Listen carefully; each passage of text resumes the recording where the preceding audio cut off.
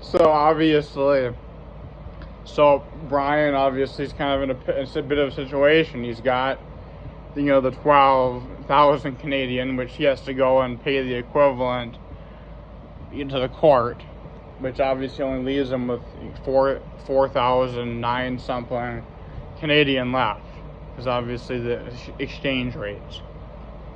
I'm not perfect, but I know they're less. I'm not going to punch in a calculator. This is psychology.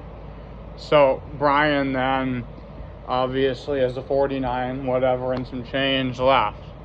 He obviously either has to buy himself a beater car up in Thunder Bay, gas it up, and head back to the cities, or he's gonna have to figure out a way to take a bus or some way to get back to Minnetonka or whatever. And obviously probably have to sell the house, because that spousal maintenance is obviously designed for both of them to maintain an average lifestyle. So say Brien made over $100,000 a year or something, and Kate made X. They have to kind of split that up now. So Brien would probably have to buy a apartment or smaller house, obviously with a couple of bedrooms or something equivalent, kind of moderate the lifestyles out a bit. So Brien comes back, he has to sell the house and a bunch of stuff, and obviously planning on living in an apartment or a small house or something, paying spousal maintenance to Kate up in Canada. And he obviously calls Darren to kind of explain, shit, this is bad, And Darren's like, well, you should probably call the UN or NATO or some shit, Brien. There's some international courts. He's just doing his, marijuana, crack, or meth rambling or whatever. And just talking out of his ass. Because obviously to him that's messed up that he has to pay spousal maintenance to his wife in Canada. Now he's back in the US. It's just... But really, Brian's like, well, Darren, I had a lawyer check it out. It's airtight. There's no way around it. I have to pay her spousal maintenance unless she marries her new fling. And Darren's like, who's the new fling? Oh, some fucking Canadian Mountie who won a bunch of money off our situation. Oh, okay, says Darren.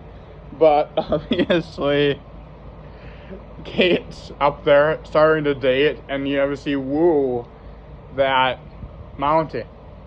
And at that point, Brian's like, you know what, dude, he says to Peyton, the dude, he's obviously like,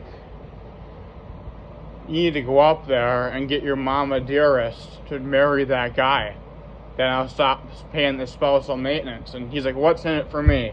I want to get my hoe back. Why should I go focus on getting your hoe back, who played you super good up in Thunder Bay, when I could be trying to get my hoe back?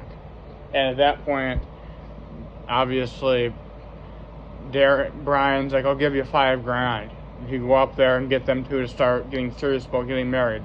So the dude goes up to Canada, he buys a beater, whatever, and he is gonna say, hey mom, and he goes and hugs Kate, and this Mountie guy all of a sudden is like, wait, Kate, you never mentioned you had kids, and I never expected they'd come back.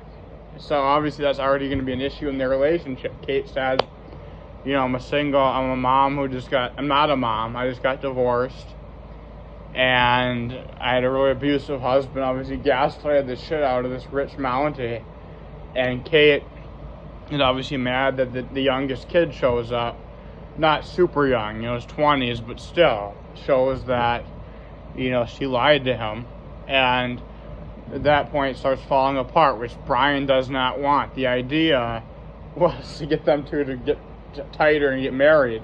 Now she's done with this Mountie guy. Luckily they weren't married, or she'd be taking probably half of that $2.5 million. Luckily, so she's on the road now, which obviously makes Brien more mad, because now he's back to square one. He's still in the period of paying the $66.75. So that didn't work. Sorry, Brien, you failed.